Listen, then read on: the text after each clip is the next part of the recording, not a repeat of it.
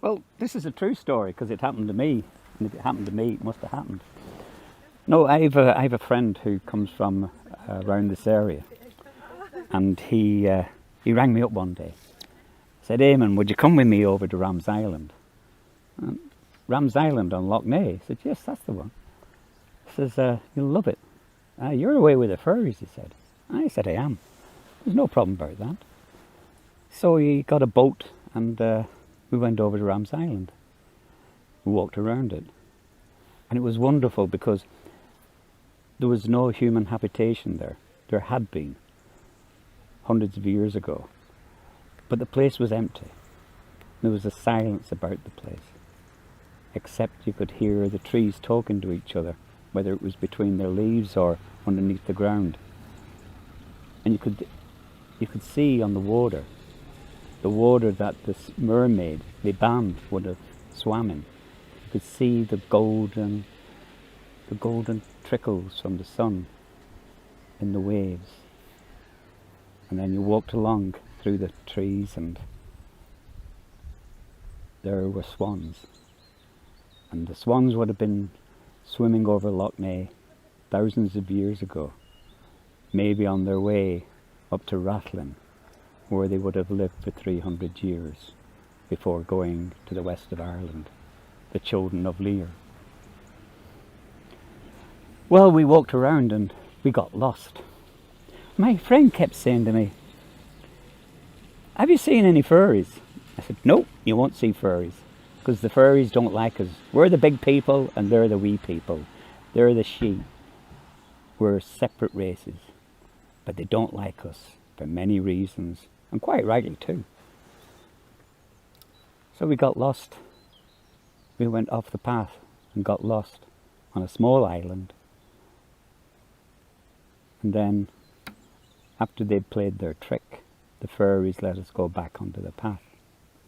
And we went up to see the old ruin of a church. And all that was left was a tower that went back over 1,000 years. Well, we stood there and then he brought me down to see this old ruined house. And we walked around it. And he was there for not just a reason of bringing me over, because he wanted to find graffiti on a wall on the ruin of the house. It had been destroyed way back in the Second World War, around 1942-43. That's another story.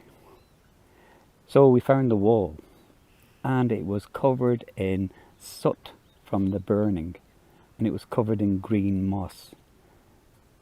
And there was all this graffiti. Lots of different names were there. And we looked very carefully for one name, who was the person who'd been there as a young woman, because young people would go over to the island and have hijinks and drink and I don't know what else they could have got up to. And we looked and we looked very carefully. We didn't find her name and we didn't see anything strange about it. And then we went down to get the boat back, went down to the wee wharf. And that's when the chickens came out. The chickens were feral. They had absolutely no fear of human beings because there was no human beings on the island. And they would jump up on the table and they would peck the food out of our very mouths. And our very, just a wee sandwich. And they would go, no fear. They could wander around as they wished. Well, the boat came back and we went back over to the mainland. And my friend said again, did you see any furries? And I says, no, they are there. All the signs are there. But I'm not going to tell you what those signs are. You'd have to look them up yourself. However, I said, no, you won't see the furries unless they want to be seen.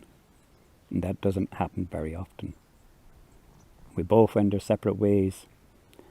So I went home and I was sitting in the house and the phone went. And it was my friend.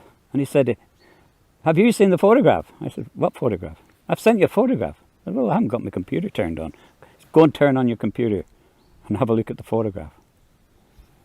And the photograph was a picture of the wall. And I said, oh yeah, I can see the photograph now. says, look at it carefully. We've been able to count 15 faces. Some are like human faces and some are like monsters. And I just spoke to him and said, well, I told you, the furries don't want us to see them. Now, 2 years later, or maybe it was 3 years later, I went back to the island. The chickens were all locked up. They were being contained and controlled by human beings. I didn't see any swans. The trees were silent. We went round to the wall, and the wall was empty. There was nothing on that wall, not even moss or soot. Everything had been cleared away. You see, the furries had been there, but human beings drive away the spirit of a place if they don't look after it properly. And what we're seeing now in Loch Ness is such a criminal thing, because we human beings are doing something to destroy one of the most beautiful places in Ireland, indeed the world. And this place needs protected, looked after, respected and valued. That's my story.